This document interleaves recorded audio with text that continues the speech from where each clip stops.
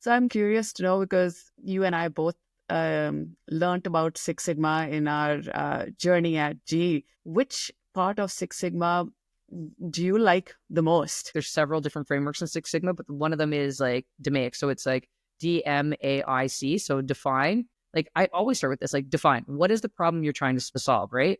And then the M is measure. And what's the smallest unit of measurement that you could use to accurately measure, the problem that you're trying to solve, right? And these two could take you a long time to decide what to do. Like they may seem very basic, but if you actually sit back and think, what are you trying to solve? Because a lot of times people start with like, something else, like maybe the impacts of something you're trying to solve, right? Like that's down the line, but actually you're trying to get back to that source.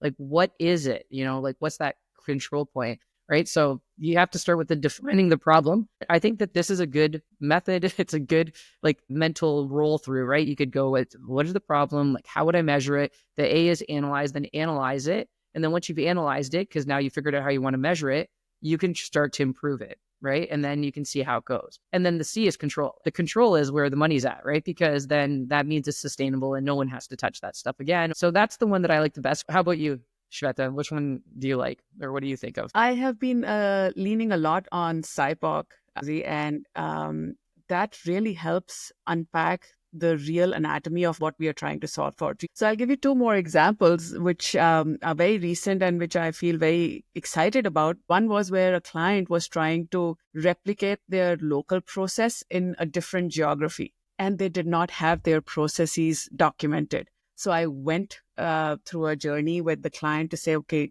let's pick out of the 50 processes that you use in your function. Let's pick one, the most used process, and let's break it down. So we used SIPOC to break down the process. And then we didn't just stop at SIPOC. Then I layered in methodologies from marketing, which so I borrow from all lived experiences because there's no one specific playbook that we can apply to the change that we are experiencing now. So we did the SIPOC, we dismantled the process. Then we said, okay, now help me understand who are the actors at different stages of the process, so I can identify which roles are touching the system at what point. And then we got deeper into, now tell me what tools are these actors using in their journey of the process, and where are the biggest friction points and barriers in their process.